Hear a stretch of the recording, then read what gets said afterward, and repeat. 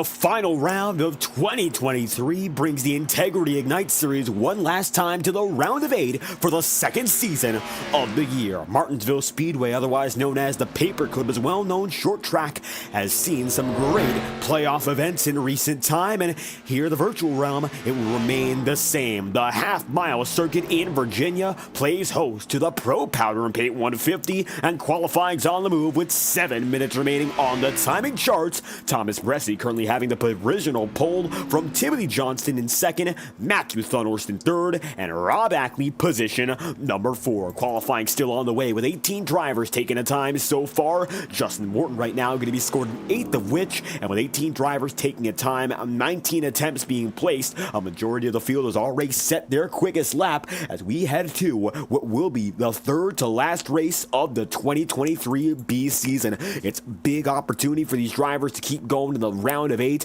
Only 8 drivers remain in championship contention. They are marked in orange on your screen tonight. If they're marked in red, not eligible for the championship, still eligible for a race win, of course. However, the championship comes down to whether or not you're still marked in orange. Only 8 drivers remain. Points have been reset. It's one final round, 3 races long. It all kicks off tonight.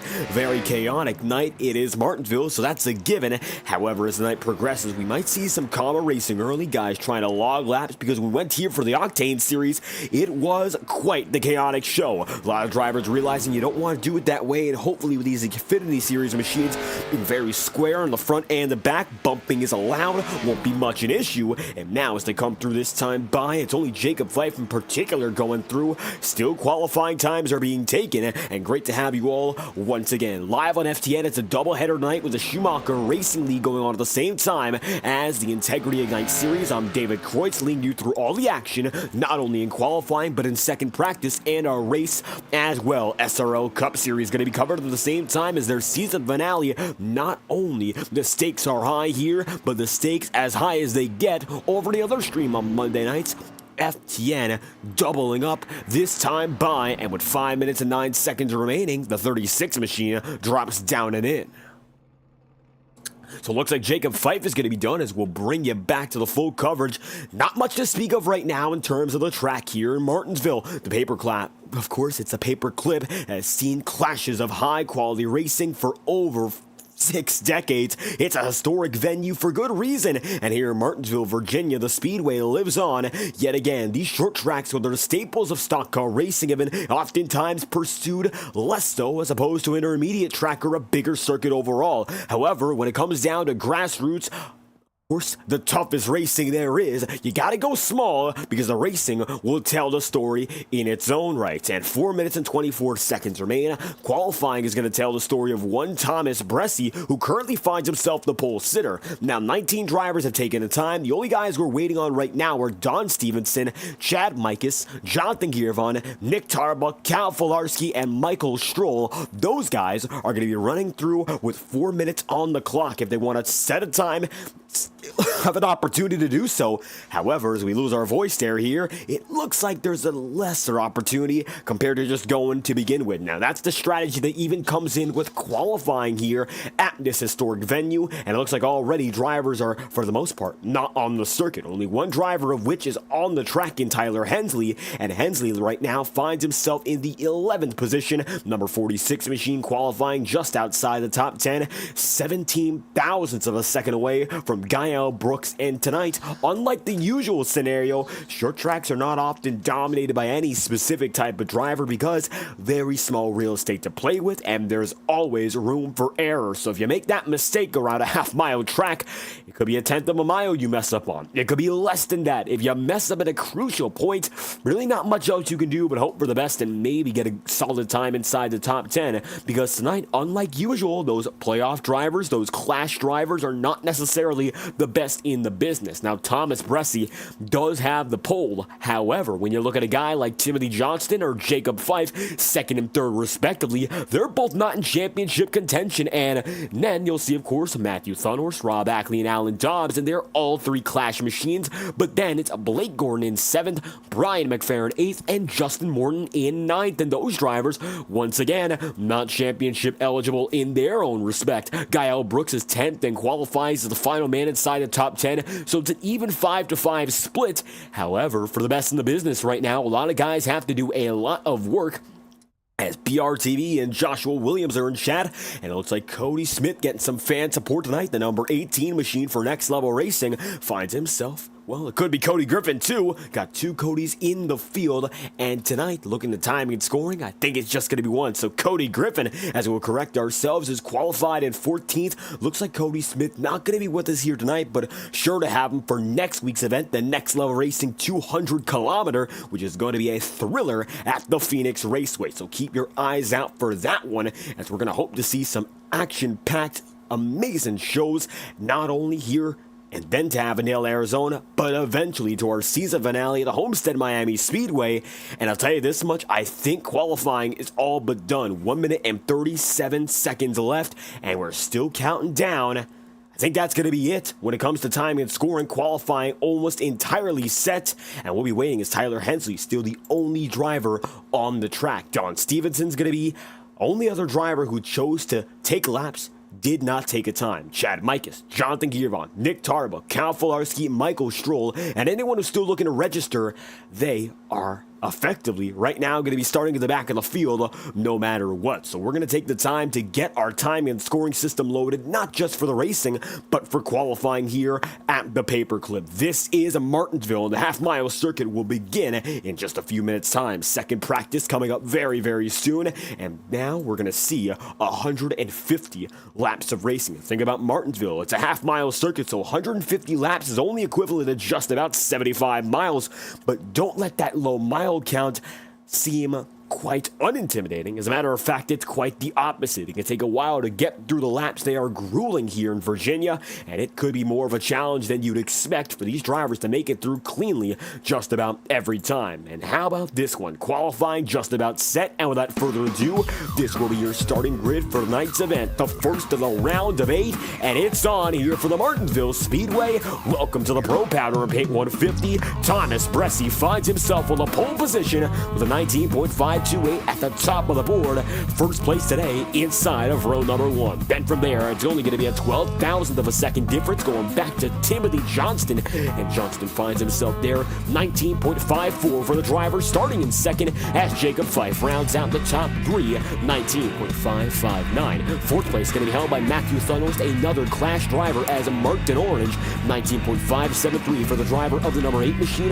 Rob Ackley going to be 5th, and Alan Dobbs then going to be 6th, as 5th and 6th only separate now by 4/100ths of a second. Look further back to see 7th place Blake Gordon in the number 13 machine, as Brian McFerrin holds his own in the 8th spot with a 19.672, only 5/1000ths of a second away from Blake Gordon's number 13. Then from there, Justin Morton's going to be inside of row number 5 with the 9th place start for the number 9 Toyota Supra, 19.68, good enough to be just ahead of Gael Brooks, making to the round of 8 for the first time in his Ignite Series career, 19.684 for the man in the number 71. Then from there, you're going to see that Tyler Hensley started with a 19.701 in the 11th, and Casey Shue, 2/1000ths of a second adrift, finds himself outside of row 6 in 12th. Number 4 machine there with a 19.703. Alec Daffin, who's been the star of the Clash so far with an average finish of 1.5, hopes to keep things going after a dismal qualifying effort in Auto Club, came home for a top 2 finish, and tonight, not dismal, but 13th, not where he wants to be. He'll be starting at 13th right beside Cody Griffin at 14th, and Alan Rowell in 15th with Kyle Cooper, position number 16. It's going to be Wilmer Logan then in 17th spot with Brandon Bernhardt qualifying 18th, and Andrew Schaub is going to find himself the final there with a time lap, 20.356 for the part-time driver in the number 55, right beside Don Stevenson, opting not to take a qualifying lap. Stevenson's number 47 starts in 20th. Then from there, Nick Tarbuck's going to be starting position number 21, Michael Stroll is going to be second, and Chad Mikas is going to be position number 23 with Jonathan Giervon 24th, and Cal Filarski 25th, rounding out the starting grid for the Pro Powder and Paint 150. And qualifying often exciting here at the short tracks, because with little track real estate to make big moves, you gotta rely on the positions you can make up before push comes to shove physically with other drivers. So keep that in mind for a lot of these guys tonight. That's going to be a big deal. Chad Mike is coming right under our drone cameras here on FTN, and exclusively on FTN, the best camera provider on the market, trackcams22.com. Not only combining their incredible camera packages with ours, but a bit of a development on our side to make an even better viewing experience. A fantastic collaboration, and as always, with 22 laps to go, you know the draw in FTN. We bring you a crank it up with the best cameras here on iRacing. Chad Mikas comes down and in this time by a lot of other drivers taking times to get ready for the remainder of the day. And right now, Martinsville going to be crowded. The virtual fans packing the stands, and they know in just 2 minutes time we'll get back to the racing they've been long awaiting. Now, as it stands, 2 minutes flat on the timing sheets remain for Rob Ackley, the fastest man in the number 22. He's quickest by 22 one-thousandths of a second. And Rob Ackley, who's been oh so consistent throughout the entirety of the year, once again makes it back to that round of 8, the final of the season. And Ackley's chances of the championship were dashed last year at Pocono, the penultimate race of the championship tour. He was fantastic all throughout the opening round of the Clash, and much like those who saw success with him that season, it all came crashing down as a major wreck in the Pocono Raceway took him out on the very first lap. And that's where DJ Stagner was able to capitalize, not getting involved in that track blocking wreck that took out majority of the Clash contenders.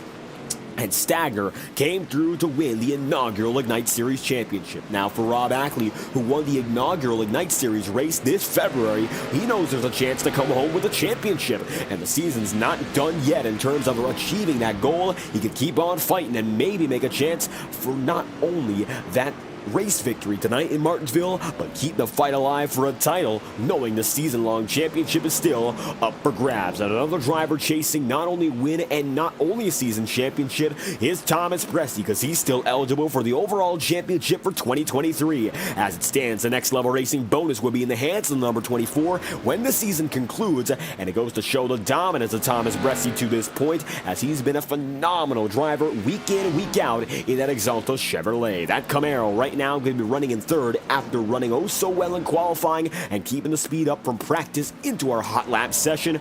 Presti's going to be one to watch once again. He's got multiple wins on the campaign, has won at road courses, intermediates. He's won at a super speedway, and he's done it twice this season. He can win just about anywhere, and the versatility of Thomas Presti cannot be understated. But for Rob Ackley, he's been versatile as well. Now just needs to come through in the clutch and make things happen for his championship case. It'll be Rob Ackley, the fastest man tonight in second practice, as now all your warm-up sessions have concluded. The checkered flag is out in warm-up, and now it's time for 150 laps from the paperclip. And drivers despawn this time by letting us know it's finally the time to get things moving. Martinsville Speedway, a fantastic venue for all things short track racing, from stock cars in the national level to the trucks in the Craftsman Truck Series to the modified world, and of course anything in between. If you want to take a short track in its finest, it's an example here in Martinsville, Virginia, and tonight we'll get to see what the drivers have for this storied racing venue. Thomas Presti's been the age-old competitor here in the Ignite Series. If you've raced in this series, you know his name, and his number 24 Exalta Chevrolet has been one of the best week in and week out. But a silent competitor who I feel has been making a bit more noise as of recent is Timothy Johnston. He's running, of course, qualifying in second, and he's been oh so close to victory lane this season. He's been real close, about as close as you can get without winning Darlington. A heartbreaker for him. Oh, so close it was, and I don't think that's an overstatement. I think it's an understatement. How quick that number 28 machine was, how close he was to getting by Thomas Presti in the dying laps of the Darlington event, only for a caution to come out and cost any opportunity at such a victory. So right now for Johnston, he's still going for gold for the first time this season. For his case, Jacob Fife, he's seen a lot of success in the Octane Series and has not yet been able to break through as well. He's on the bottom side, chasing the victory, and Octane Series at Martinsville, it was a heartbreaker for the 36. Ross Cato came home with a victory and eventually the championship runner-up spot, and Jacob Fife, who needed a returning winner to come back to victory lane that night, did not get his wish, missed the Final Four, and his season ending prematurely. Oh, so close to a championship run, and the multi-time race winner just couldn't make it stick. However, Fife is fast here, and Matthew Thunhorst is as well. Rob Ackley, Alan Dobbs, not to mention guys like Gordon and McFerrin all lined up together, and they're here for a reason. Time to push like hell. This is the end of the season. 3 races left, including this one, so you gotta make your move, make that mark, and come Homestead Miami. You gotta have a bit of a buffer in points for even a chance at the title. It all starts now. And for the drivers, the hope is they stay clean, they stay green, and these 150 laps go by without incident. We'll see how that plays out, though, as the thrills of the paperclip will come back into the minds of all Ignite Series drivers. We come through, this time by the iRacing official pace truck has come down and in, and Thomas Bressi will lead the field. Welcome back to Martinsville, Virginia, and we're underway in the Pro Powder and Paint 150.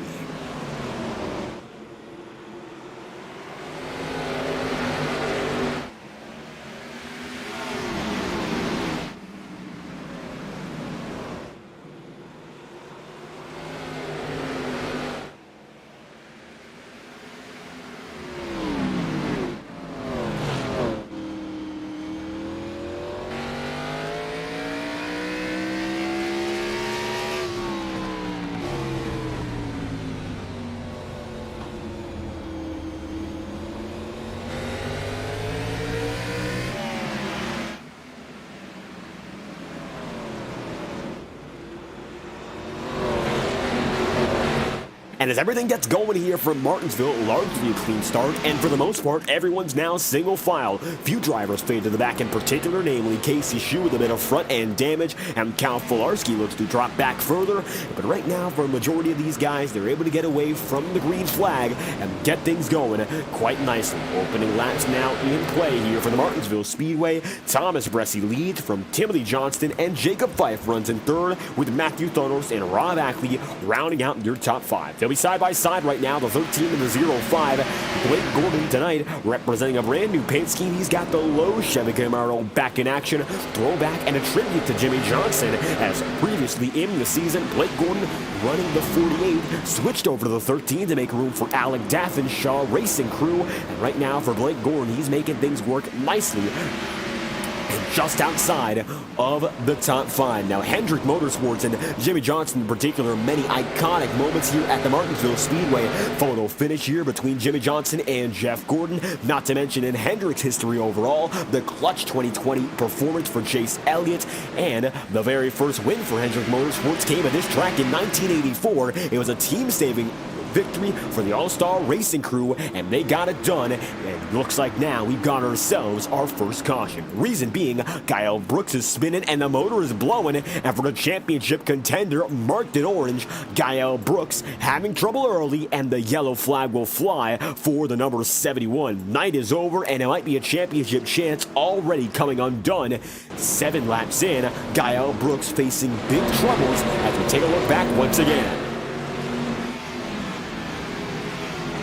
Keep in mind, every driver came into the night on level footing in terms of the point standings, so he was dead even there with the best of them, so this was a great chance to come through. Cody Griffin with a minor shove, and Gael Brooks taps that wall, but he comes back spinning, and it looks like that's enough damage to get the motor blowing. So it looks like Gael Brooks off the bumper there of Cody Griffin gonna take it down to the inside of the track and find himself in trouble. Gael Brooks, first yellow flag of the day, 9 laps in at 150, and it could be his championship hopes up in smoke as the motor goes with him. And Brooks is in this time by Casey Shue, now going to be 24th, as Gael is the 25th and last man on the track. Already some troubles for championship rivals, as Thomas Bressi will lead from Johnston and Fife. He's got some track position buffer right now, but Matthew Thunhorst looks to change that. Thunor finds himself in 4th as it stands, with Rob Ackley running in 5th. Blake Gordon going to be in the 6th spot, and Alan Dobbs is then in 7th. That's the way they roll. So far, so good, until we got that yellow, and now approaching the double digits. It's lap 10 out of 150, and championship rivals slowly but surely moving up to the top of the board. You'll see Rob Ackley is going to be there in the number 22. Alan Dobbs is going to be in the 05, running in 7th, and Alec Daffin is then going to be in 9th. Don Stevenson down to 15th. Checking up now, and Gael Brooks, looks like that number 71 machine is going to be on pit road, and Casey Shue, after some damage pushing and shoving early, finds himself there as well. The Chevy Camaro number 4 makes it in. Andrew Schaub now going to be 23rd, Cal Kolarski 22nd, Jonathan Giron 21st, and Brandon Bernhardt now in 20th. Looking back up front, though, leaders are still all the same. Nobody up front in particular opting to go to pit road, and now one lap to green. This time through, we're set to get right back at it, and here we go again. And drivers set to roll at the first opportunity. Caution flag for the first time, and cautions tend to breed caution. Doesn't matter the series, doesn't matter the level of skill or ability. We've seen some crazy races as of recent in real stock car racing, and I'll tell you this much, here in the virtual realm, that can apply at the same time. So as they come through this time around, the Exalta Chevrolet, the number 24 of Thomas Bressi, set to get back going at the end of lap number 12. The pace car, and the pace truck rather, extending its stay by one lap, and the field is in formation, double file to do it all over again. Bressi, who's leading the championship standings effectively as it stands, with Jacob Fife right beside him, chasing a checkered flag for the Pro Powder and Paint Group that are sponsoring tonight's event. From Ashland, Virginia, Pro Powder and Paint provide you all the action tonight in the Integrity Racing League, and if you want to check them out in the Ashland area, that's your one-stop shop for all your paint needs. Pro Powder and Paint, representing themselves not only as tonight's race sponsor, but on the side of Jacob Fife's number 36. Let's get back into it once again here with Fife on the high side and Bressi way down low. Green flag set to fly once again, and here we roll from the Geico restart zone on to the start-finish line. Green flags out, led once more by Thomas Bressi.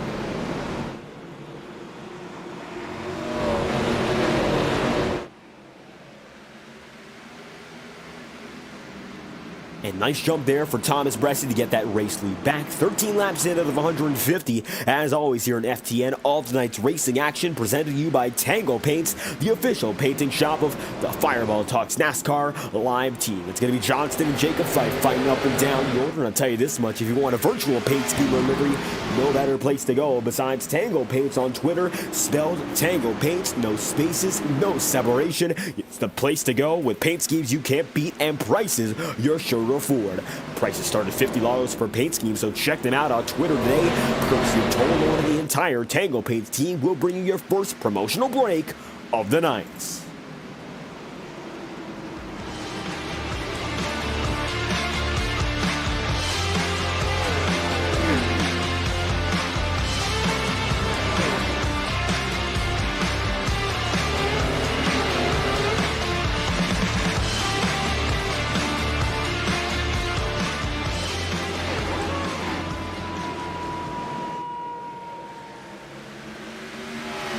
Returning now 16 laps in on a 17, Thomas Bressi leads the way from Timothy Johnston. First two drivers at the top of the board. We've seen these two race each other before, first and second respectively right now, and you'll see the Exalta Chevrolet still has the advantage. Take a look on board right now from the rear view perspective of Thomas Bressi and see what's going on.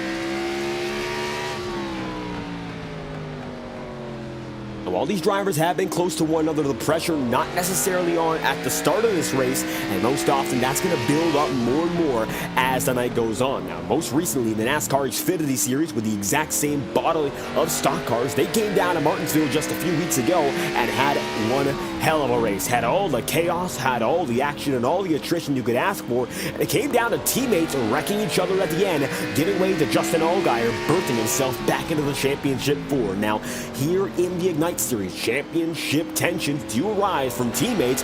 Bressi and Thunhorst in particular, two of the best drivers in the league all throughout the year. They run under the same banner, and they know while they are racing for one team, they're also racing for themselves, so don't be surprised if the green machines get into it tonight. But for Timothy Johnston and the USAA Toyota Supra, he's racing for his own call, and that call is to get back into victory lane and find themselves back, of course, on top. Johnston's been one hell of a competitor all season long, just has not been able to break through into the win column, and it's a challenge. You can't take a win for granted here in the Ignite Series, but Johnston has been able to take a few top fives and maybe some podium runs. If all comes to plan, we could see more of that number 28 machine up in front. Blake Gordon has made some moves as well, and Gordon, as the night goes on, he's got to be one of the drivers to keep in the back of your mind. Maybe not the fastest here at Martinsville in particular, but he's proven to be quite the short track ace. North Wilkesboro in particular, he seems to be one of the best guys at that track. No matter what package you take him into,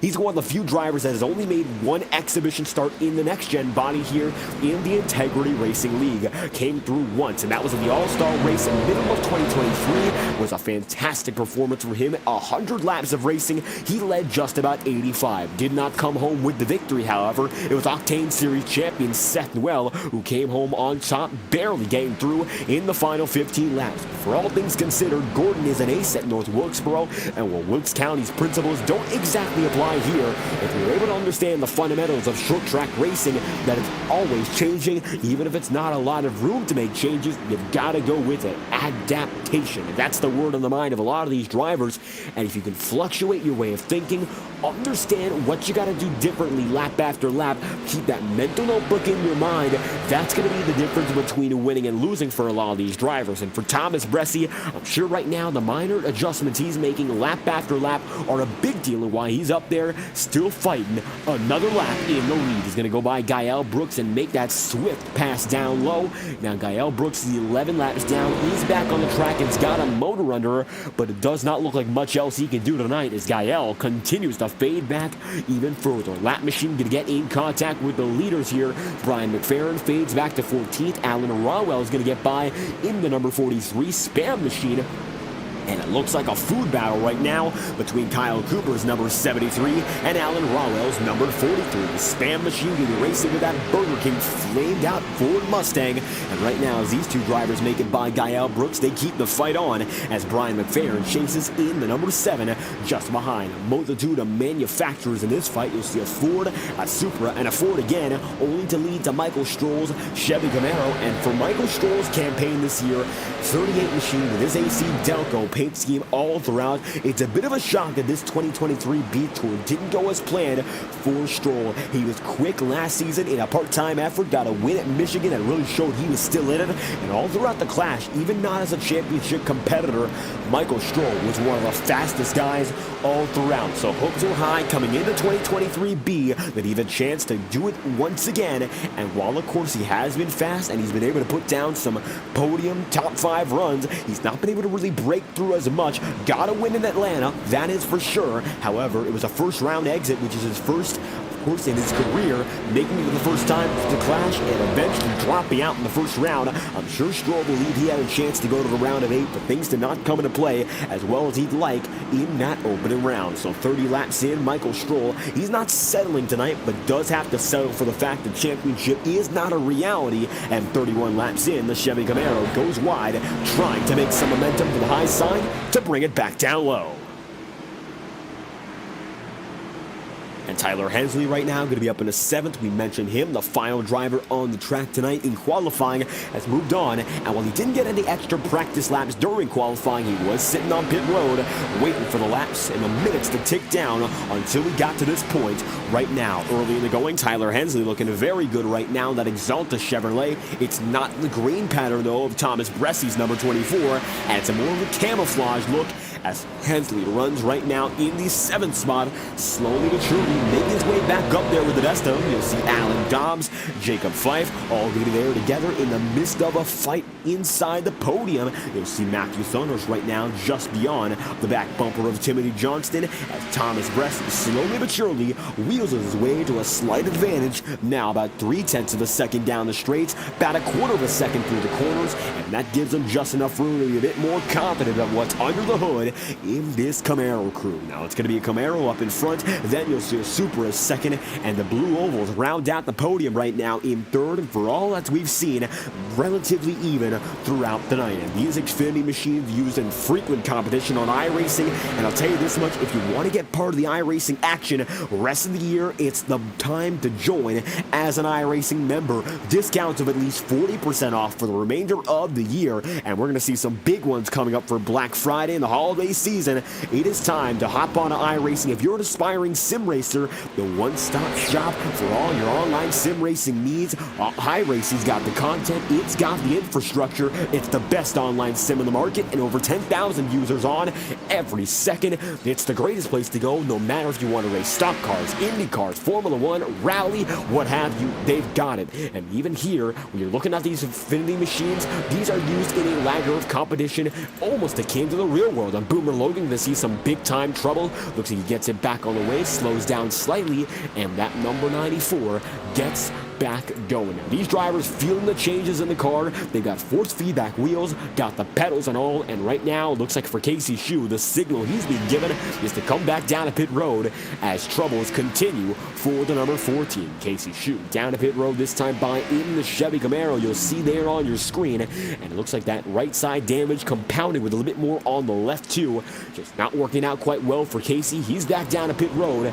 as Thomas Bressi passes right by. Atkinson Thunder still going to be there in third, Blake Gordon going to be fourth, and Jacob Fife is in fifth. Looks like right now, no major battles up in front. Closest battle on the racing circuit going to be there for what looks to be about 15th. Don Stevenson working way down low. He's going to slot Alan Rowell out of line. He's going to fade back, lose a spot to McFerrin, lose one to Nick Tarbuck, and maybe lose one more to Chad Mikas. Everyone coming out of this number 43 machine right now, and it looks like Alan got not much a choice but to give more and more spots away, and that's what it means to be on the high side here to Martinsville. Very little room for error in getting down to that apex.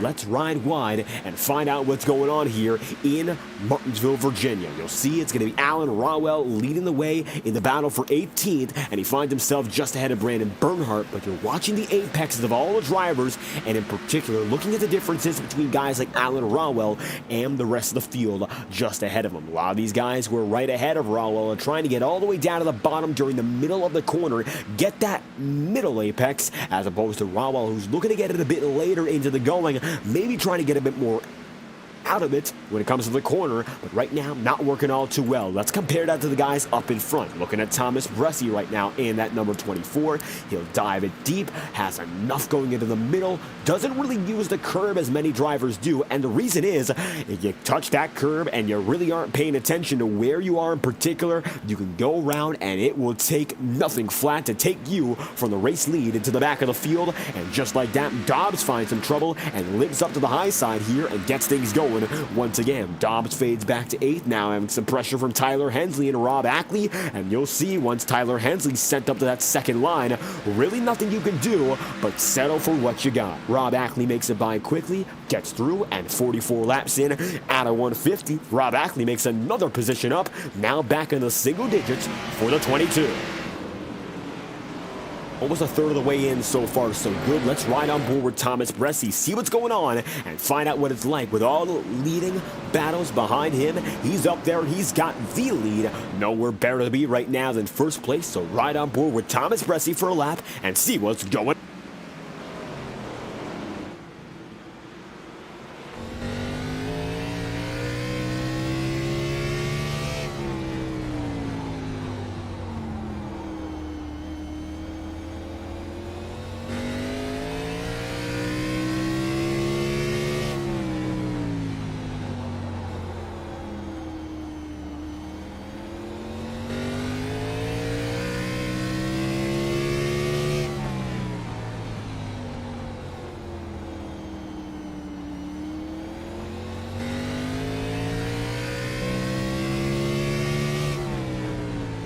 Riding here with Thomas Bressi, you'll see it's all formula right now. If you're really the best in the business, having that track position up in front and you just want to keep things going, Keep it going. It's a formula. You do it the same over and over again. But right now for Thomas Bressi, he's got to account for one thing more than anything else. Tire wear, while slight, is coming into play. And that time by a 20.439 for Thomas Bressi is quicker than anyone who is within the top 5 beside him. However, that's still about half a second off, if not more so, than his best overall lap. His best lap is a 19.781, but for Thomas Bressi, a 20.439 is all he can get out of this Chevrolet, as the Goodyear Eagles, they've flown high, but I don't think they've got much more in him, so he's going to have to replace those Eagles sometime soon, as Johnston's going to sail up top, and he's going to lose not 1 but 2 spots immediately. Blake Gordon makes it up to 3rd, Matthew Thunhorst up to 2nd, and it looks like a third of the way through. Some troubles for Timothy Johnston, and Timothy gets it back going, but it's going to be a loss of multiple spots, and now going to have to contend with Jacob Fife, who clearly has a bit more momentum through and through. Johnston that time by ran a 21.435, which is drastically slower than the pace of the leaders, so not a good sight to see if you're a driver, of course, who's right behind Timothy Johnston. You don't want to get caught up in it. Not a good sight to see if you're a fan of this number 28, and it looks like right now Johnston going to see some troubles as drivers begin to come down to pit road. That time by, look who's in. Tyler Hensley's number 46, making it down in, and just like that, number 52, that's what we got on the lap counter. Tyler Hensley, one of the first drivers in for a competitive pit stop today. And 2 retirees so far in Casey Shue and Andrew Schaub. 29 laps down for Andrew and 16 down for Casey. That's the way they roll so far. Gael Brooks is 12 laps down, and it looks like now Cal Filarski going to be on pit road, while Gael Brooks is slowly but surely making it through lap after lap. That time by a 21.922 for the man in number 71, and while he's not drastically slower than the rest of the field, losing 1 second a lap is tremendous here in Martinsville, and it means he's going to lap down about every 15-20 laps without fail. So Thomas Bressi's now got a bit of more pressure behind him, and as we mentioned, it could be Matthew Thunhorst making that charge. Teammates, they will race each other for a win no matter the scenario, and that's the best thing about a track like Martinsville, bringing it out of drivers. It doesn't matter who's in front of you. Most often you got to race for yourself no matter what. The real world example we gave with Austin Hill and Sheldon Creed, they're teammates. They could have worked with each other and both made the Final Four. Did not work out, wrecking each other, just barely losing that win to Justin Allgaier, and as a result, both knocked out of the championship 4. And right now, with championship tensions, Matthew Thunhorst goes down to the inside line, looking to take the lead from our pole sitter. Looking bottom, it's going to be Matthew Thunhorst. Take a look at this. 8 machines down low, Bressi's up top, side by side they still are, but no give and no take. They're still dead even, but Bressi's trying to work that high side. It's a challenge, but he's making it work so far, and now the 8 machines going to have to lunge it deep for any shot through 3 and 4. That he does. Keeps the quarter panel right under her, and just like that, at the end of the corner, down the start-finish line, big wreck with Justin Morton, and the caution will fly. Justin Morton sees major trouble and fades back immediately. Morton will bring out the second caution of the day, and the front end comes out and under, and a huge wreck. Justin Morton, and missed a huge battle for the lead. We've got trouble just like that 58 laps in.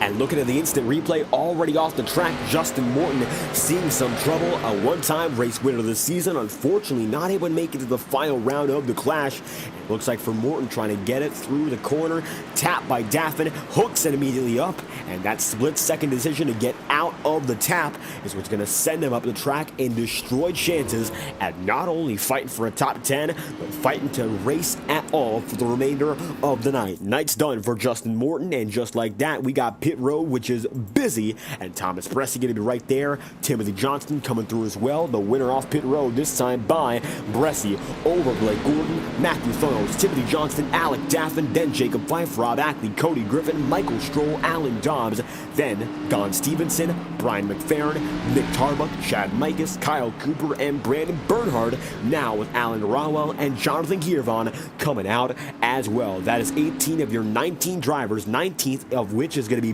Boomer Logan on the lead lap, and everyone came back at you rapid fire as Bressie comes by our pit road camera on the outside of the cam. He's still your race leader, and 60 laps in has maintained that dominance. Nobody else has touched him so far. Nearly halfway in, Thomas Bressie, the man on a mission, has kept it up there all night long in the Pro Powder and Paint 150.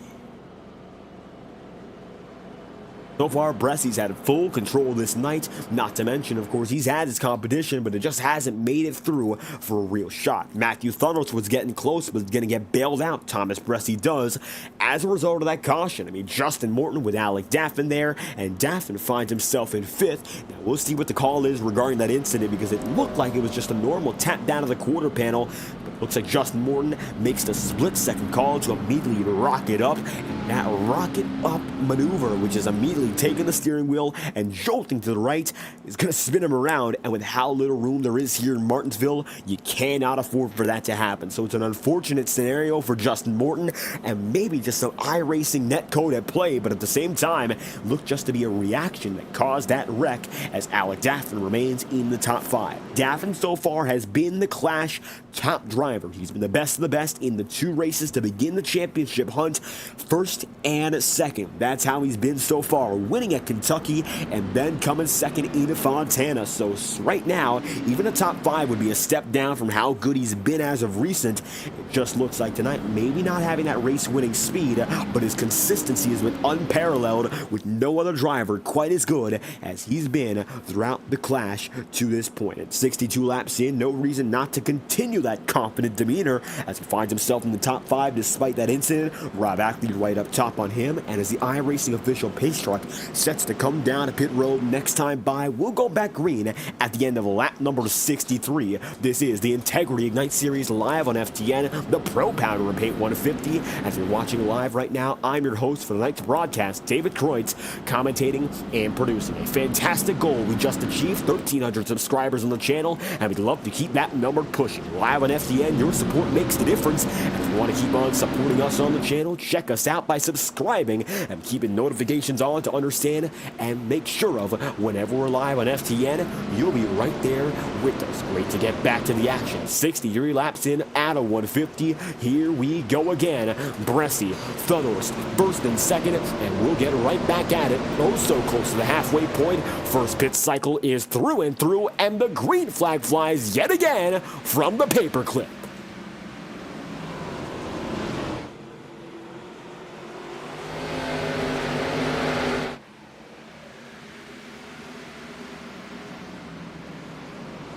And a good start once again for Bressie, but he's got the Blake Gordon machine all over him immediately. Blake Gordon does not let up, and he knows if there's any chance to pass Thomas Bressie, who's been oh so dominant tonight, you make it happen now. Daffin takes not 1 but 2 spots away and finds himself up to 3rd already as the bundle in the back gets things going at the same time. It looks like Don Stevenson going to send it slightly deep, just make it by Michael Stroll. Alan Dobbs going to be side by side with Rob Ackley, and as chaos continues to ensue, every driver getting their fair share, trying to find themselves sorted out by the end of the next 10-15 laps. Get to that halfway point and keep things going. Overall, nice start to the night with McFerrin stacking up with Chad Mikas, but you'll see, even if these drivers make that contact, for the most part, they're able to keep it together and get into a good cycle of running. Jonathan Giervon got loose that time by, luckily saves it, so not much else to speak of. Chad Mikas making it by Nick Tarbuck, and tonight, that number 29 machine, usually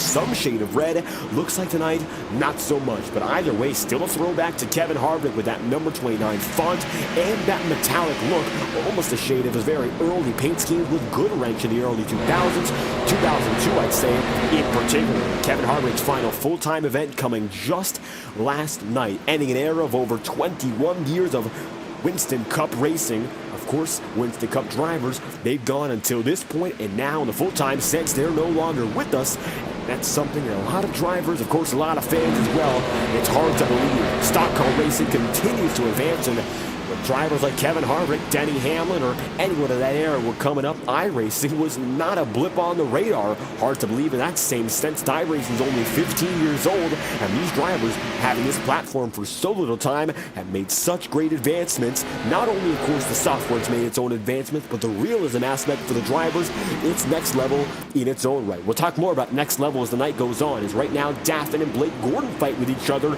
and take a look who's going for the podium once again. Red hot Alec Daffin down to the bottom side, taking it low on Blake Gordon. And you see once more that number 48 machine making a nice move and gets it through down the back straightaway. 71 laps in, Matthew Thunors coming right there with them, and now as they slowly but surely rub up on each other that much more, doesn't look like Blake Gordon's going to be able to handle it any longer. That high side, he's done a lot to keep it fighting, but you got to give way eventually, and right now it looks like he's doing just that. Blake Gordon has fought, but it doesn't look like there's much else now, as the 48 machine of Alec Daffin slowly but surely weaseling his way out of the battle, and off the exit of the final corner once again. Slowly but surely you'll see that edge develop as Matthew Thunors rides just behind the battle for the second position. Take a look on board with Matthew Thunors right now and see what's going on. 73 laps in at a 150.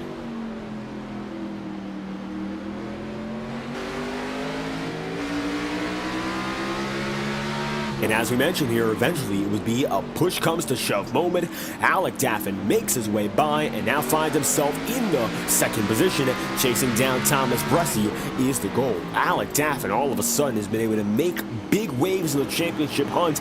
Coming into the night, of course, he's tied up for the first spot, everyone having a points reset, and they're all the same value. So tonight will really dictate who goes where in the championship order come Phoenix and eventually come Homestead, Miami. So you want to make a good first impression here with the Clash system. The round of 8 is that final chance to make something happen and make it happen right. So Alec Daffin knows that he's going to try to take continuous advantage, and he's made it up from 13th on the grid up into second right now. He's made those big moves, and now halfway down, halfway to go. 75 laps remaining. We've got ourselves a halfway caution, it appears, and the reason being, it looks like it might have been Alan Rawell, but it looks like no conclusive decision made. Yellow flag is out either way with 75 laps to go. Halfway caution, we've got it, and now we'll try to take a look back as Rawell was slowing down at the same time. No other conclusive reason, so we'll take it back about a minute or so to find out whether or not there's a cause for the caution, or if in truth we're looking at our halfway stop.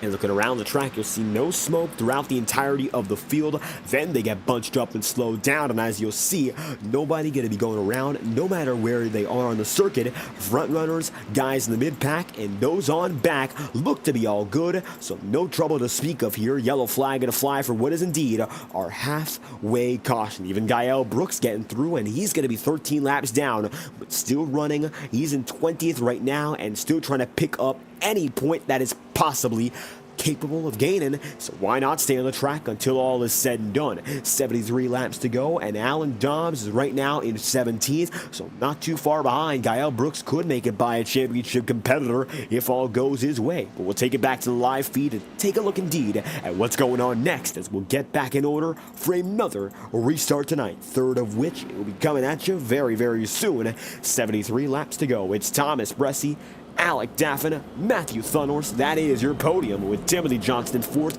Jacob Fife in 5th, and Cody Griffin then in 6th.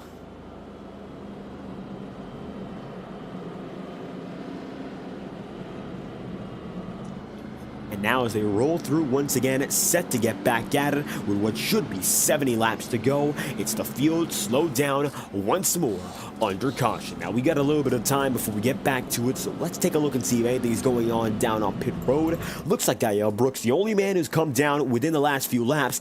Tyler Hensley's been on pit road for 12 minutes now, 27 laps, and it looks like his night might just be over after running up there inside the top 10. Hensley had some potential, but it looks like not much else can be done as the 46 parks it for what could be the rest of the night. Justin Morton, also retiree. Now Morton is 22 laps down and is no longer racing. Cal Filarski, 21 down, got back on the track after an 8-minute pit stop and lost an awful lot of time, and he is now back with the remainder of the field. There are still 19 drivers on the lead lap, going back to Jonathan Giervon and the number 33 Pepsi machine. Brand new look for the remainder of the 2023 B Tour. And now Jonathan Giervon looking to make up some spots as he's got Alan Dobbs in 18th, Blake Gordon 17th, Boomer Logan 16th, Alan Ronwell then in 15th. That's the back segment of the field. Front runners are still led by Thomas Bressi, but Alec Daffin was making moves, and there's a shot he continues to keep it going as he's been fighting harder than just about anyone else to maybe make it by Thomas Bressi, making it up from 13th on the starting grid up to 2nd, and some quick moves with the last 20 laps to go from 5th up to the runner-up spot. I think we'll see a bit more from Alec Daffin as the night progresses here. We're more than halfway down, so the final stretch is just ahead of us. Now time to make those moves and become the driver you need to be for a chance at the championship. Bressi, Thunhorst, Daffin, Stevenson. Top 4 guys are all eligible for the championship, and it looks like now the pace truck has let them go back to the Magic. Although the pace truck is going to be coming back out. As you'll see, we didn't go green this time by, and it looks like the truck is going to be going down pit road, set to get right back with the field. As we'll restart now with 69 laps to go. Nice way to get the second half going as the caution flies halfway through the Pro Powder of Paint 150.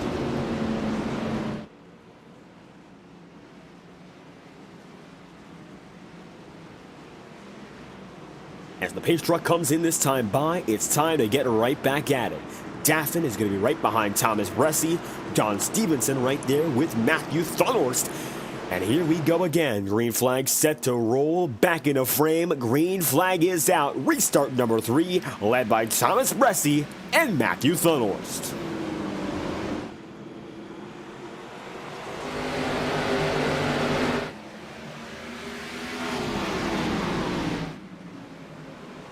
Caution flies once again. Looks like the back of the field is going to come apart this time by. It's a track blocker and multiple drivers destroyed. The biggest wreck tonight, and as you see it immediately, drivers are in big trouble. Yellow flag is out. Taking an instant replay back to what just happened. Rob Ackley in particular going to disconnect, and another instance of this Final 8 driver get involved in trouble. Ackley going to disconnect. Looks like he's seeing his championship hopes perhaps go up in smoke. Yellow flag out.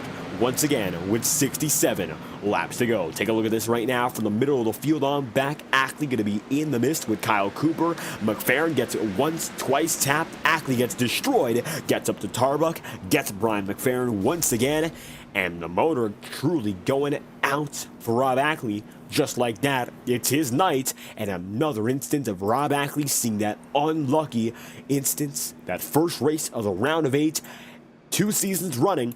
He's seen trouble, and that might be his championship chance then and there.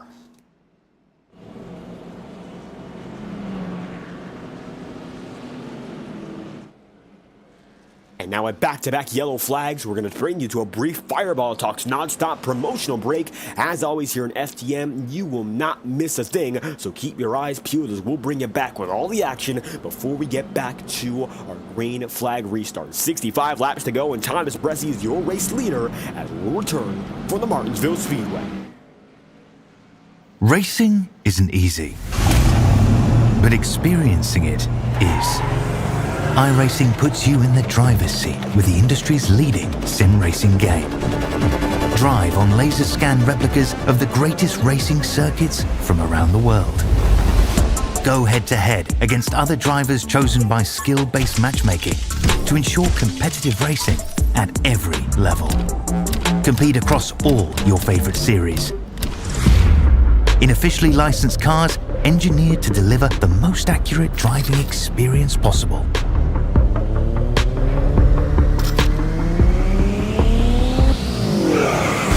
Join a race or host your own with players from across the globe. Race against the computer or in a league with friends. Feel the thrill behind the wheel. Visit iRacing.com.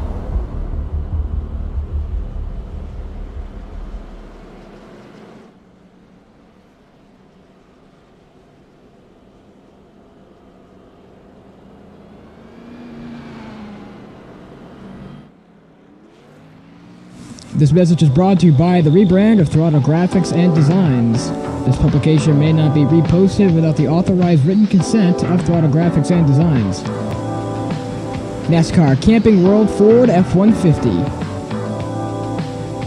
NASCAR Xfinity Ford Mustang. NASCAR Cup Series Next-Gen Ford Mustang. Arca Menards. This has been the publication of the redesign and rebranding of Throttle Graphics and Designs. This message may not be reposted, republicated, or rebroadcasted without the authorized written consent of Throttle Graphics and Designs. Thank you, and thanks for your time. And coming back now, it's going to be time to get back rolling with 62 laps to go live on FTN. The action is still on, and we've got ourselves a Martinsville night to remember. Thomas Bressi still leads the way. He's got Matthew Thunders right by his side, and Timothy Johnston in third, as they're set to get right back at it all over again. 62 laps to go, coming down to 61. You have not missed a thing as we return to the show. It's time to get back rolling for restart number 4. Green flag flies, led by Thomas Bressi. We're back on our way.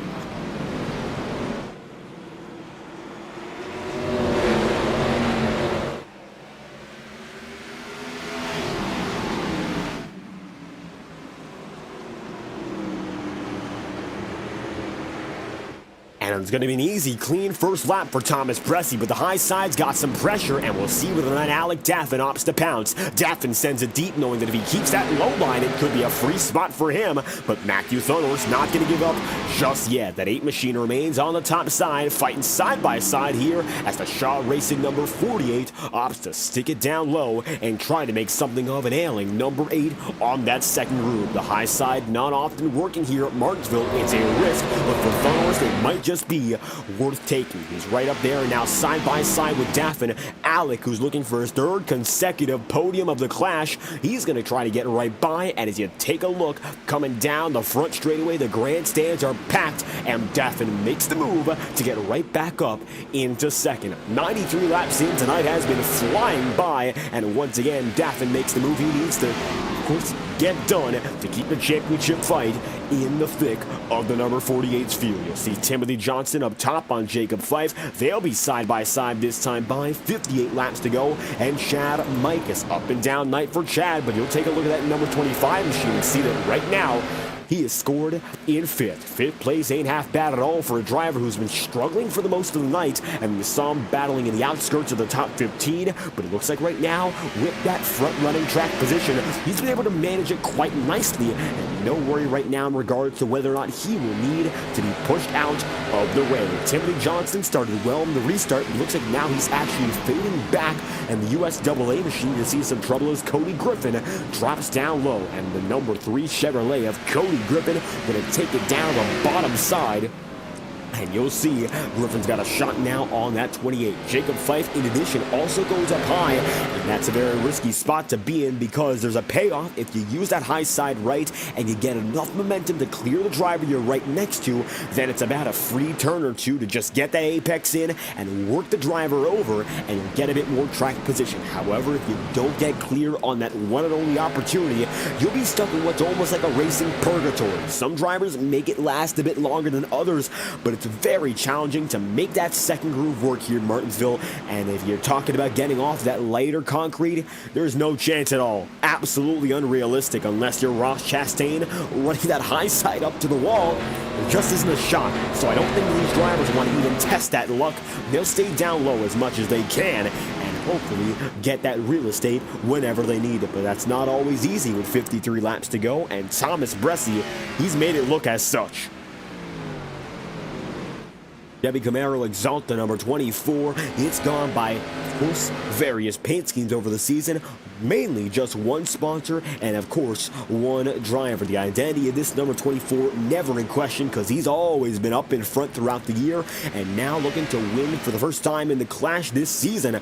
Thomas Bressi, 100 laps in, is broken to the triple digits and leads the way over Alec Daffin in 2nd, Matthew Thunders 3rd, and Chad Mikas now in 4th. Going to be Jacob Jacob Fife 5th, and Don Stevenson then in 6th as Cody Griffin washes up high. Griffin's gonna save it, but locking it down is not enough. Caution flies with contact from Jonathan Giervon, and it tell you this much, a nice save attempt, but really not much else you can do. He's stuck in the middle of the track, and as such, the caution will fly for Cody Griffin, losing control in the middle of the pack.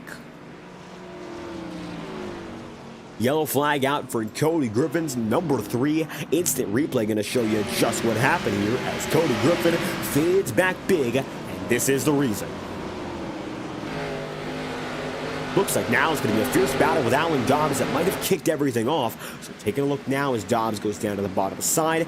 No, Cody Griffin loses it on his own. Going to lock it up, get in the middle, and even though only minor contact occurs, that's a caution regardless. A safety yellow to ensure that all of the drivers do not get in any unnecessary trouble as a result of the incident. Makes sense. So just like that, 49 laps to go, and we're back under yellow once again. And as we were doing beforehand, let's take a look at your top 10 as all is said and done through 102 laps. Blake Gordon now scored your leader from Boomer Logan in 2nd, then Thomas Bressi in 3rd. Matthew Thunor is going to be then in the 5th spot as Alec Daffin is going to be up there in the podium positions. He gets up to 3rd. 6th place going to be held by Chad Mikas with Alan Dobbs, then 7th, Jacob Fife 8th, then Timothy Johnston in 9th with Don Stevenson rounding out the top 10 with 48 laps to go. That's the way they roll. So far, so good. With 48 laps remaining, and we'll bring you to your first Next Level Racing promotional break of the day. The official premier partner of the Integrity Racing League. Next Level Racing providing high-quality sim racing performance products since 2009. And for dedicated sim racers who deserve nothing but the best, check out nextlevelracing.com for more information. We'd love to have you join the Next Level Racing family and support the Integrity Racing League. So check out Next Level Racing products today as we'll bring you your first Next Level Racing promotional break of the night.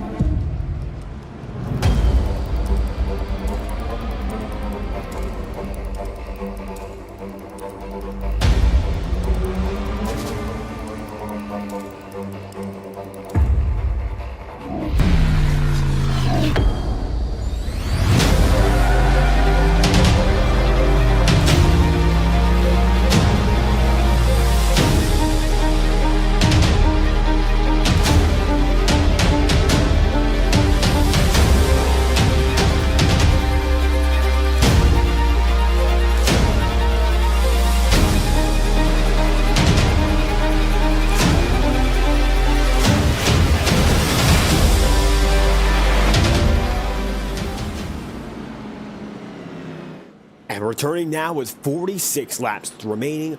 Crunch time here from Martinsville. The Pro Powder and Paint 150. For the large part of this event, we've seen clean racing, but seeing a few more yellow flags come into play as the night has progressed. So now, it's almost 10 Eastern here, and it's, in all intents and purposes, a very clean and quick race, given our standards at short tracks. We've seen better and better races as the season's gone on. I think so far, Martinsville might be the top of that short track list. Given the circumstances, this is only our 5th yellow flag of the day. Got ourselves a halfway yellow, 4 cautions for cause, and now we're set to do it all over again. Blake Gordon, of all drivers who have been able to break the Thomas Bressi dominance, it's after over 100 laps, Blake Gordon's domain. He finds himself the leader with Boomer Logan 2nd, and now Thomas Bressi up top. And we'll have to look at the iRacing pace truck. 1 lap to green, official right now, but most yellow flags will be set to go with 1 extra lap. So coming to green, next time by, it will be official. Pace car is off, pace truck is off. It looks like they'll change it up. 44 laps to go, and we're back on our way, led by Blake Gordon. Boomer Logan washes way up high immediately and finds trouble as we get going early. Just like that, the mid-pack in a frenzy.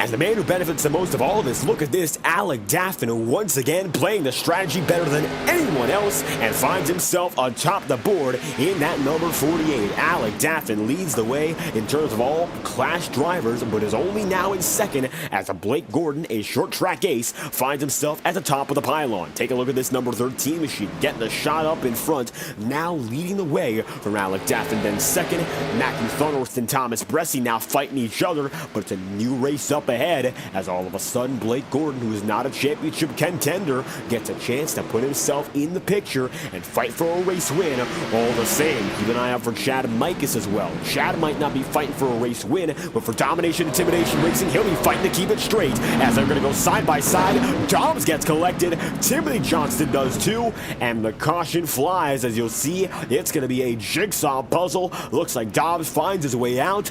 Yellow flag is out once again.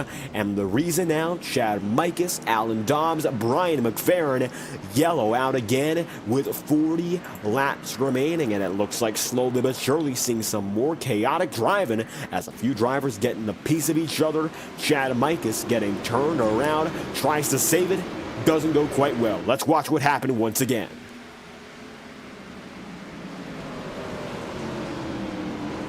And you can see there, just getting a bump or two from Dobbs, gets it straight almost, and then Dobbs turns right back up as a result of heavy contact, and the caution flies just like that. McFerrin gets caught, Boomer Logan does too. Yellow flag flies with 39 laps to go, and another instance of trouble late as we bring ourselves back to pacing for the 6th caution of the day. Blake Gordon leads, Alec Daffin second, Matthew Thunderworth third, and Thomas Bressi now fourth. Jacob Fife concludes the top 5 with 39 laps to go, 112 laps in, and it might just be Daffin's night after all, with a gutsy strategy call once again, quick on pit road, and that will gain him all the time he needs to lead not only ahead of Thomas Bressi, but a hard-charging Matthew Thunderworth at the same time.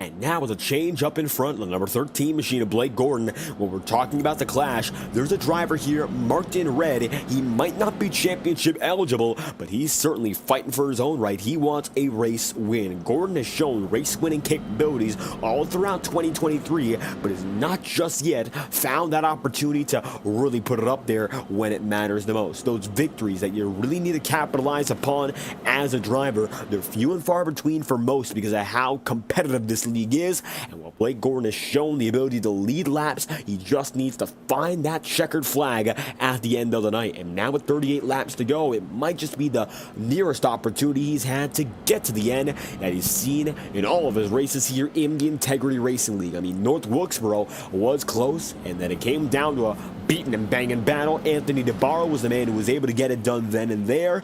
DeBarro, one of the drivers to keep an eye on wherever we go. But tonight, once again, Blake Gordon puts himself up in front. And speaking of Anthony DeBarro, he's actually not in this race tonight. And for a driver who made it into the round of 8, not to make it tonight is just about a death sentence on a championship run, which is a shame because besides guys like Bressi or Thunderworth, a real championship juggernaut would have been Anthony DeBarro, given how good he's ran all throughout the season. I think it would have been fantastic to have him here fighting once again.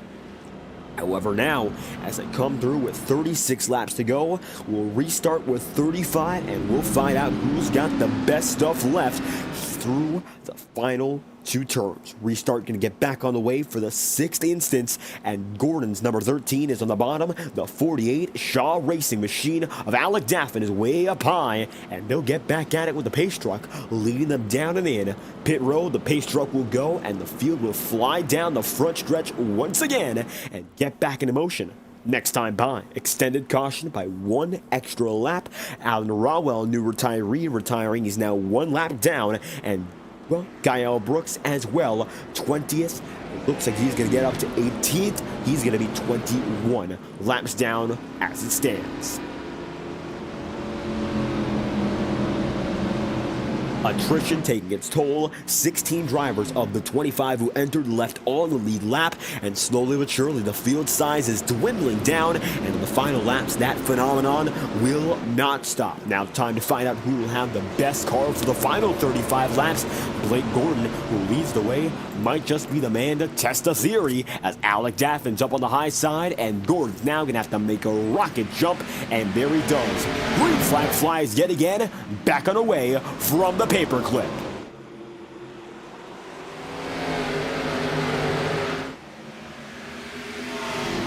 Daffin with a tremendous start nearly clears Blake Gordon already, but stays side by side as they come through 3 and 4.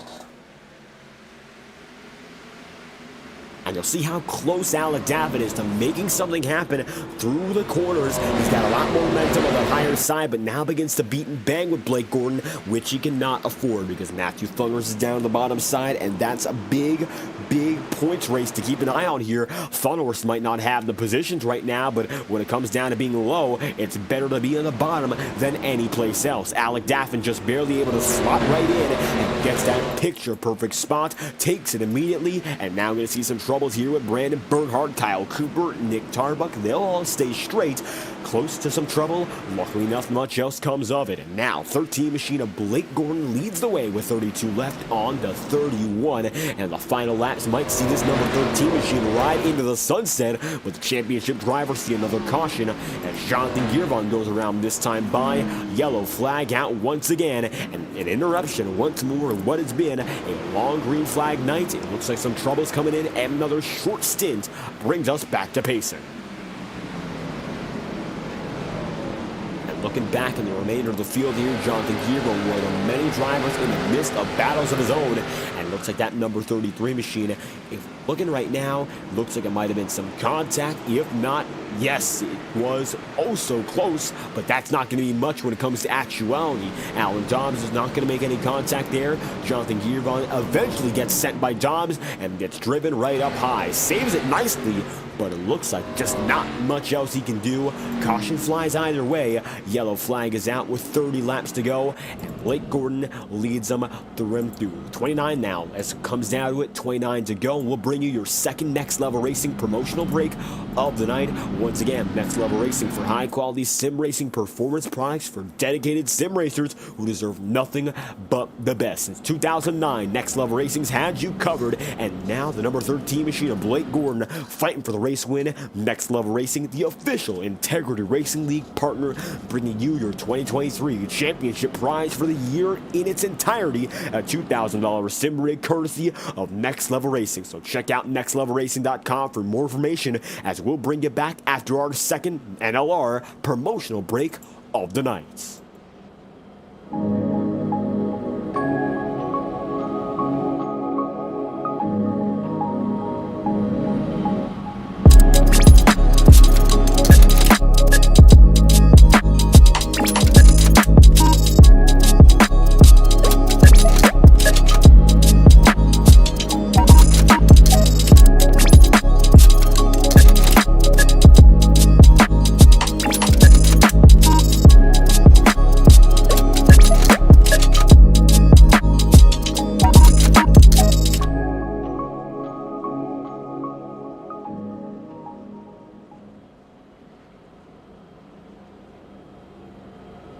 And returning now with 27 laps to go, Blake Gordon advantageous in the final laps. He's got himself a good shot at a race victory while the championship battle plays out right behind him. Daffin, Thunderhorse, Bresci. In all likelihood, they'll be the top 3 in points coming out of this race. It's not certain just yet, but they're running fantastic tonight.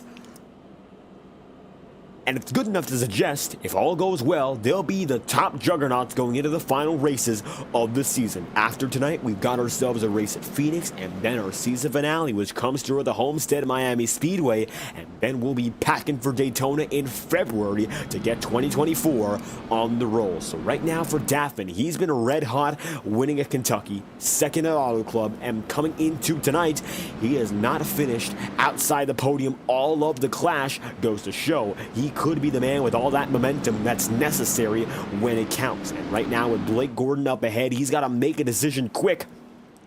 Does he fight for the win, or does he let Blake Gordon get away with it and just take a second? I mean, Blake Gordon right now, he knows he needs to win for his own cause. He wants that win for a chance at making sure the drivers know in the field he's not one to mess with. But right now, for Alec Daffin, the championship is a bigger deal. Winning the race is one thing, but keeping yourself ahead of all other championship competitors is another. So right now, of course, Daffin would love to win, but you gotta think big picture and understand track position might just be the end-all be-all in the final laps. 25 to go, we're coming down to 24 laps remaining. That's how little time we've got.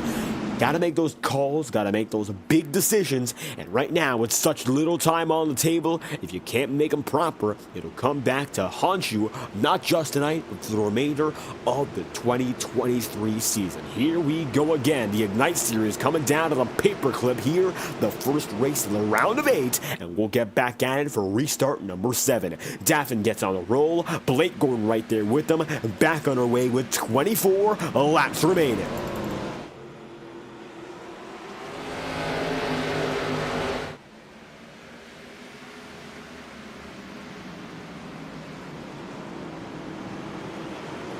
Nice run there for Blake Gordon to get off the corner as good as possible, and Gordon's got that run, makes it smoothly, and just like that, with 23 laps to go, has the advantage. But Thornworth gets spun. Matthew Thornworth is going to be turned right over. Yellow flag will fly, and Matthew Thornworth loses it all, and the number 8 machine goes around Matthew Thornworth from the front of the field down to the bottom of the order. And it looks like contact there with a championship rival. Take a look back and find out what happened. Tempers might be flaring after this hit fear from Martinsville. And as we were going to go to our trackcams22.com, crank it up, the best cameras on iRacing will show you exactly what led to this incident. Daffin up top and Thunderworth down low. Championship implications, I think it's a prime example of which. And Daffin's going to see it, Thunderworth is going to wash up. I do believe contact between the both of them, but very hard to call from that angle. I'm going to have to take it back a few more seconds and find out a bit more. Yellow flag is out once again. Matthew Thunderworth, Alec Daffin making contact, and we'll play it in slow-mo for a better analysis of the situation. Take a look here, we're at half speed already. Bring it back and you'll see Thunderworth sent it very deep, and he was already loose to begin with, but did Daffin make contact? That's so close, it's maybe too close to call. And it was a sweeping move by Daffin to get under. I believe Thunderworth went around initially on his own, but that's still a very challenging call to make, so we'll go back instant replay one more time, because it looks like almost no contact. We can't say for certain just yet. Take a look one more time here with Thunderworth and Alec Daffin racing each other. It almost looked like it was certain contact to begin with, and we'll take it now from the absolute rear end camera, as this is Matthew Thunderworth taking a sweeping move by Alec Daffin, and he sends it in, tries to get things going, and it looks like maybe no contact. As close as they were, Matthew Thunderworth was certainly around, almost on his own entirely, and if not any contact, then it's just horrible luck to have been right there with Daffin. And if minor contact, Daffin finishes off the loose Matthew Thunderworth, and with 20 laps to go, we're back in another stalemate here with the dying laps just ahead of us.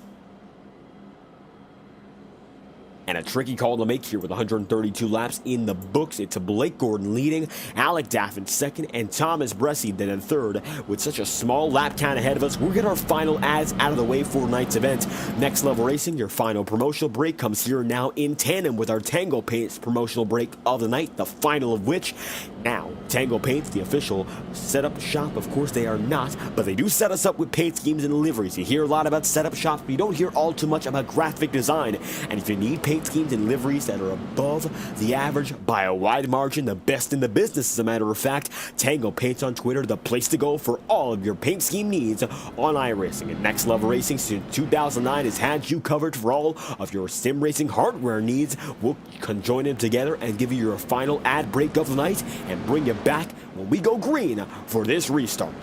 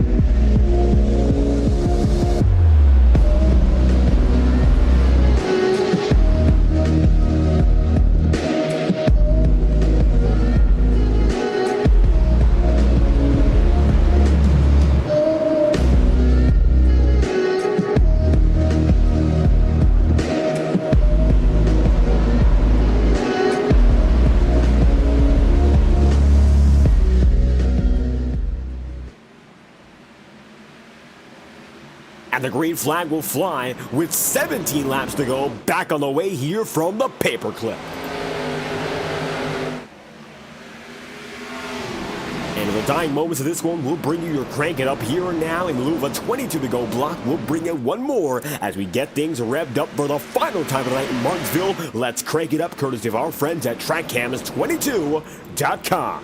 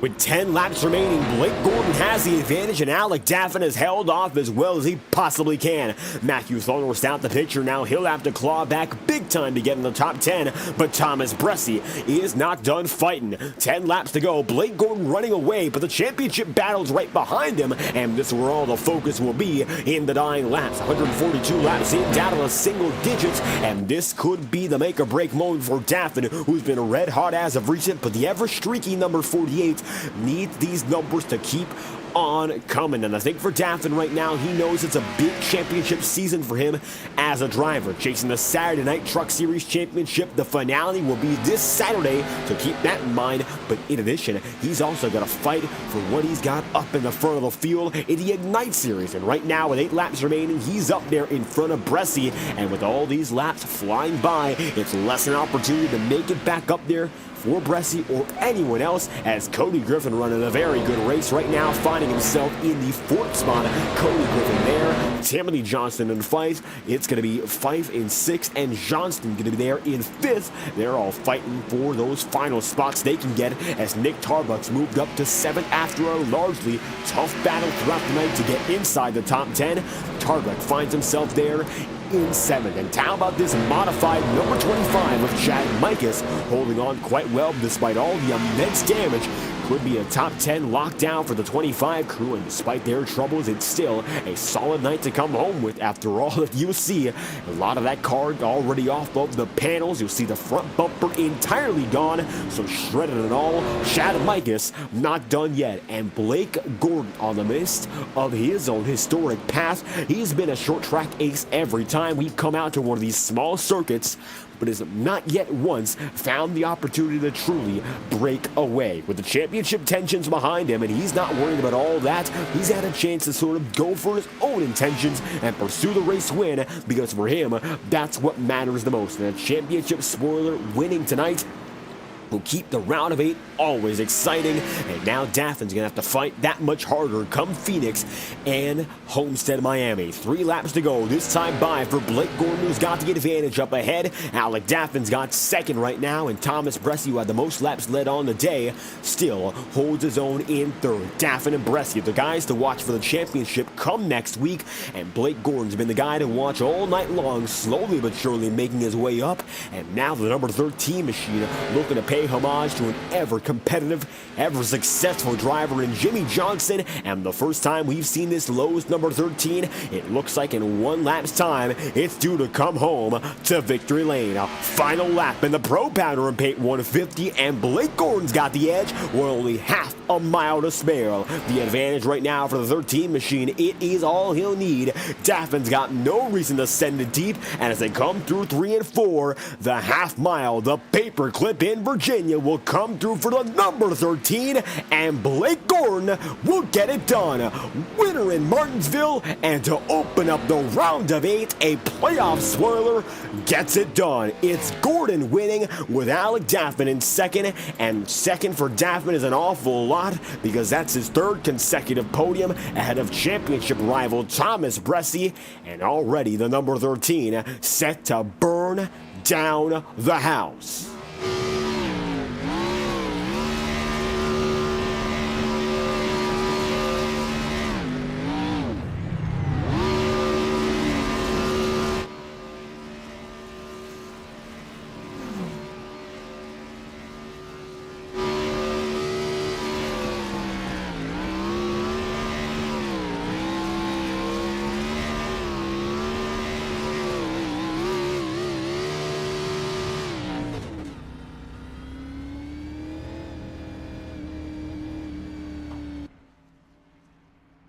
And Blake Gordon, with a first career Ignite Series win, celebrates, and the motor's about to blow. But for this number 13 machine, he made it to the end of the race, and that's what matters. It was a hard-fought short track Ignite here, and the paperclip never disappoints. And tonight, the short track racing ace, who's just not been able to find it up there on the final laps, gets that chance. And as we mentioned, he needs to see that checkered flag, and tonight, he did just that. Blake Gordon, with a blown motor, will bring it back to the start-finish line and conclude a celebration to remember. Blake Gordon will win from Alec Daffin in second, and then Thomas Bressier, pole sitter in third. Big moves for Cody Griffin as well as he rounds out the night in fourth. Jacob Fife is going to be the man, the last of which in the top 5. Timothy Johnston comes home 6th, and Nick Tarbug is then going to be in 7th. Don Stevenson comes through in 8th, and Chad Mikas with the modified number 25 comes home in 9th, and Matthew Thunderous rounds out the top 10 with a tricky go of it because of the final caution. Then from there, Brandon Bernhardt comes home in 11th, and it'll be Kyle Cooper in 12th. 13th is going to be occupied then by Boomer Logan, and Brian McFerrin is going to come home in 14th. Alan Dobbs is then 15th, and 16th will be, it looks like, Dobbs himself. Jonathan Giervon rounds out the top 15 with Cal Filarski 17th. Alan Rowell 18th, Gael Brooks 19th, and then Michael Stroll position number 20. And from there on out, the final drivers go as follows. Rob Ackley 21st, Justin Morton 22nd, Tyler Hensley is in 23rd, and Casey Shue position number 24. Then from there, Andrew Schaum, the 25th and final driver on the night, as Blake Gordon comes through, and in the victory lane, the number 13 machine finds it nearly a full year of trying, and tonight he will not be denied. Blake Gordon is a winner in the Integrity Ignite Series. And for Endeavor Racing, getting it done for the very first time here in 2023, bringing Blake Gordon in, and the number 13 waiting all throughout the year for an opportunity just like this. And tonight, the half mile could not deny this number 13 had pace all throughout the event. And the final laps of this one, you come home, separate yourself from the field, and you win the Pro Powder and Paint 150, your first win here in the Ignite Series. How do you feel with the checkered flag in hand after an action-packed night in Virginia?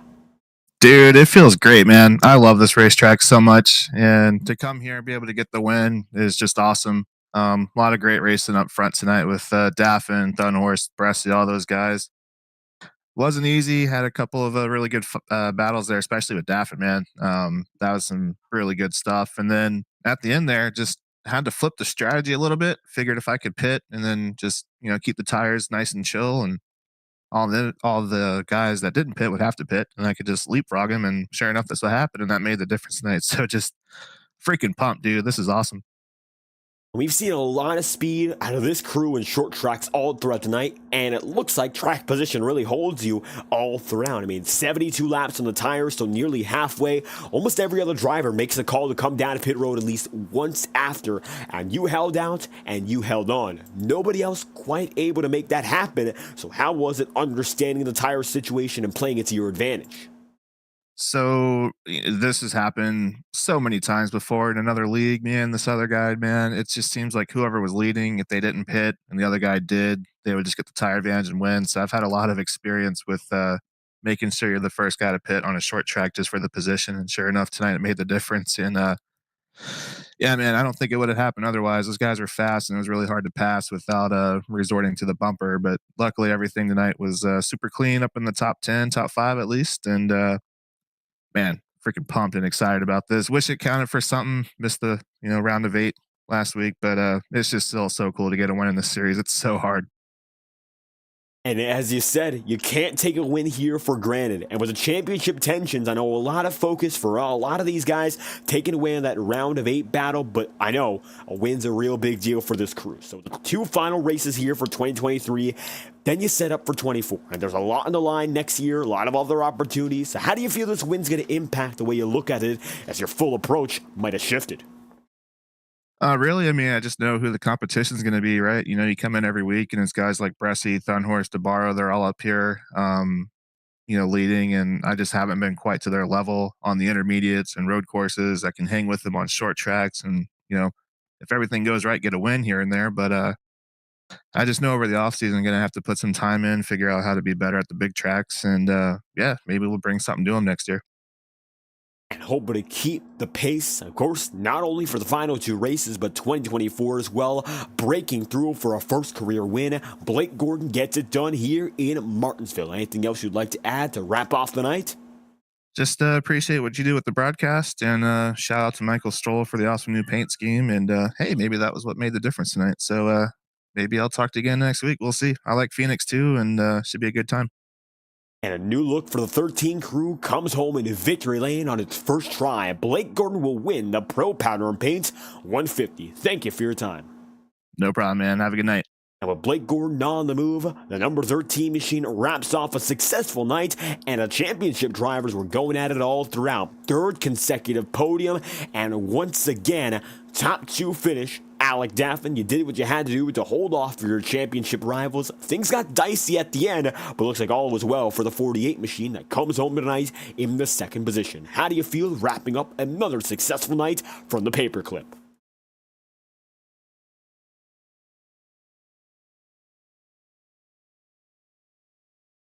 And Alec Daffin looked to have disconnected immediately, so we'll try to get him back in here. Alec Daffin, if you're still with us, you got a copy? Yeah, I got you now. I've had Aaron issues tonight, but I got you. Yeah, but we'll tell you this much. 2nd place, 3rd consecutive podium, and things have been looking bright for this team as of recent. How was the night here in Martinsville? Was a very, very intense final few laps. Yeah, so before anything, I need to apologize to Justin Morden. We had an incident, I believe it was lap 57. He kind of went up the track into turn 3. I thought there was a hole. I tried to fill it, and it closed up. I mean, he kind of cut down on me, but I sent him for like 2 car lengths back, and I had no business doing that. So I own that, and I apologize to him. But overall, I mean, it was, all things considered, other than that, it was a pretty good night. I mean, obviously qualifying was a complete disappointment. Felt like we should have been top 5 at the minimum, but we were able to make our way up through the field there, and then got 2nd in the stage. And then, yeah, we pit with about 50 to go, and I thought we were going to be like mid-pack there, but I ended up restarting 3rd. Got to 2nd instantly, and then, man, that won the race for lap 117. I'm not going to live that down for a while. I matched Blake's restart. I cleared him off of 2. I could have cut down in front of. I was clear off of 3. I could get down in front of him. I didn't. And then he got back on my inside and got the lead back. So really disappointed about that. But I mean, Blake was fast all night with the heat cycles on the tires. His disadvantage probably even out a little bit. And like I said, he was fast all night. So congrats to him. He definitely deserved to win. I mean, still got P2, top finish and playoff car. Could have been a win, but we should have the points lead on a tiebreaker with Bressie with some quick math, but. Yeah, definitely another podium finish. Got to keep the momentum rolling here. and big momentum all throughout this clash, and nobody else having that average running position at the end that you've had. I mean, you're finishing in the clash, an average of 1.66 so far. Nobody else quite like that. And again tonight, Thomas Bresci, Matthew Thunders, and all the like, you hold them off, and the championship rivals you need to keep your focus on, they were all behind you at the checkered flag. So how was it dealing with the championship battle, understanding with this points reset, this might be the most important night for the championship?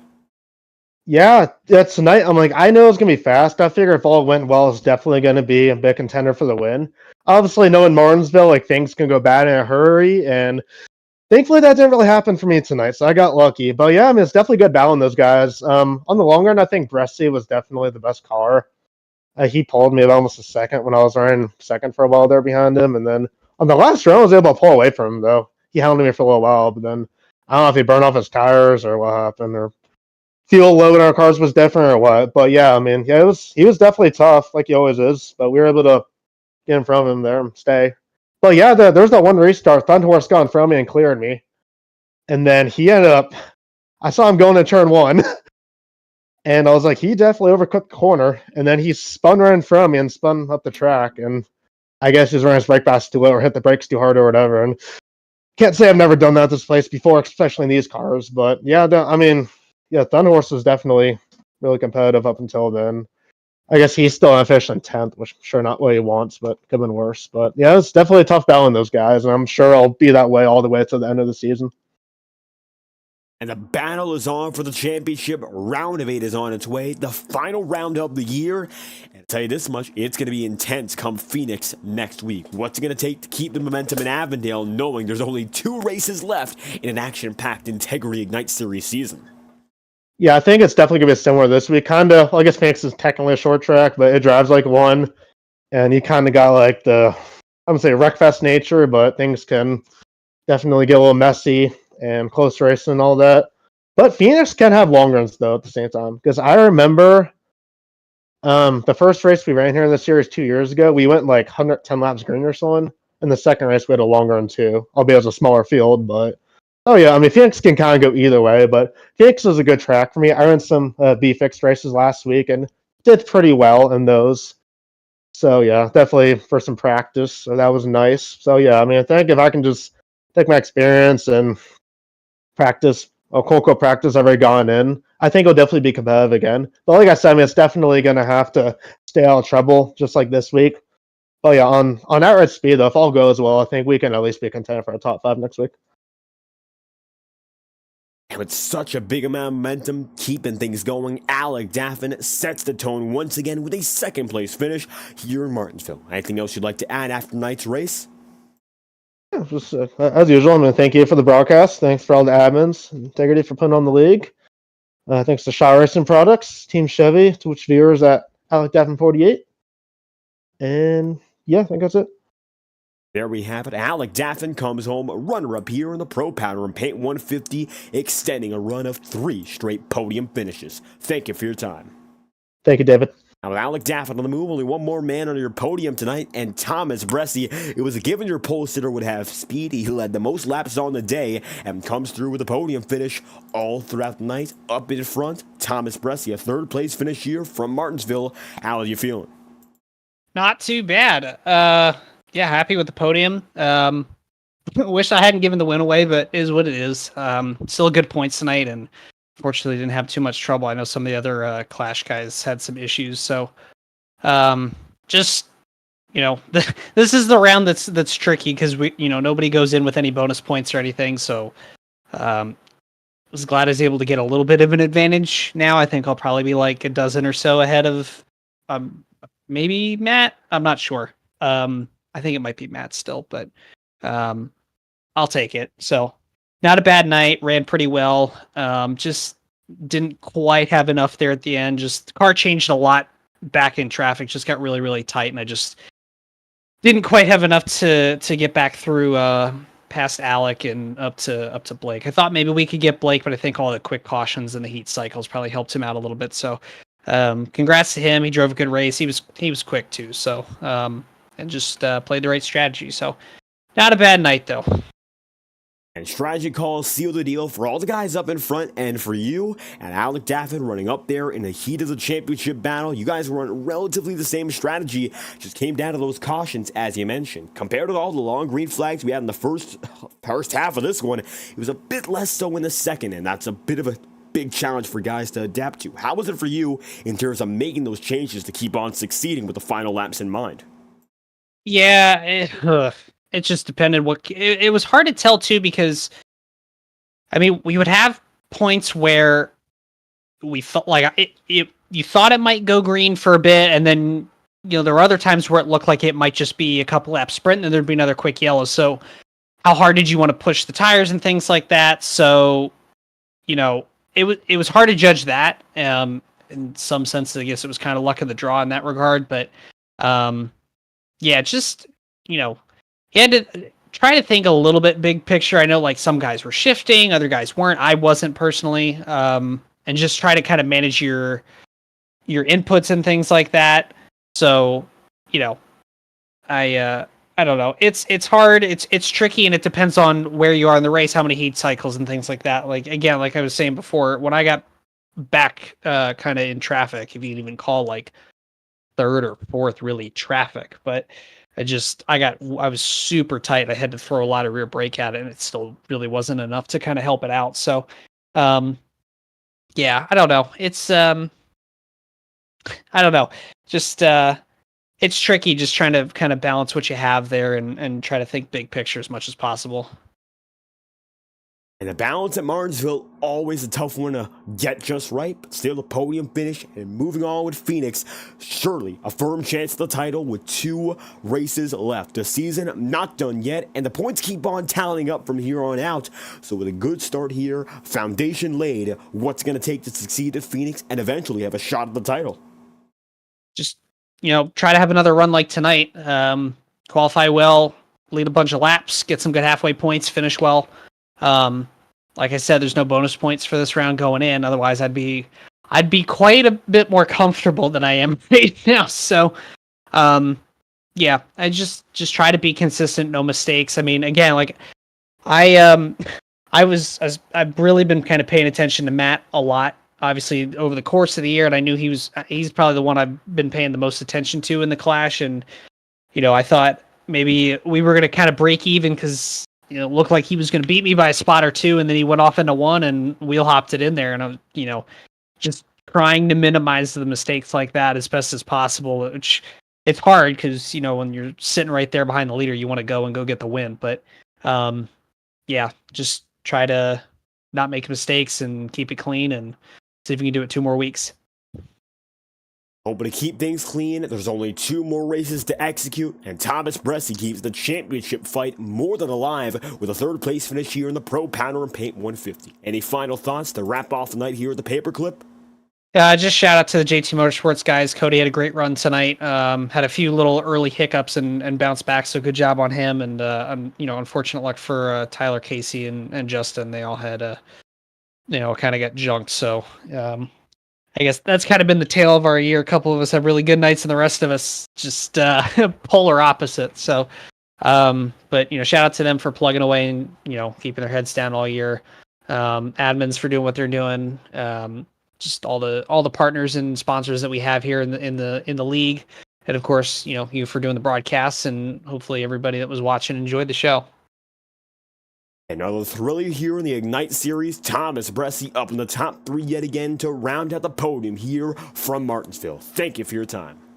Yep. See you, man. Now, with Thomas Bressi on the move, the top 3 goes as follows. Your 3rd place driver, Thomas Bressi in the number 24, with then Alec Daffin 2nd, and Blake Gordon winning here for the Pro Powder and Paint 150. Fantastic night all around when it comes to every driver putting their part in to make an even cleaner short track event than the last, and that's the one thing we've seen continuous development throughout the year, and yet again, that proves to be the case. Blake Gordon, first-time winner, keeps the run of magic going in the Ignite Series as we see another driver stepped up to the plate and find victory lane for the first time. I've been David Kreutz, commentating and producing, and we're here in word the Schumacher Racing League Championship is getting revved up. Stay with us right now. We will automatically redirect you to the SRL Championship as it stands. This has been our presentation of the SRL Cup Series, precluding of course, that's going to be what we lead up to. This is the Ignite Series, and this is the Pro Powder and Paint 150. Great to have had y'all here all throughout the night, and we'll bring you from Martinsville down to Homestead, Miami momentarily. If you enjoyed tonight's presentation, be sure to leave a like and subscribe. Your support is greatly appreciated, and we hope to see you all whenever we're live again on FTN. Thank you all for your immense support, and we hope you have a great night.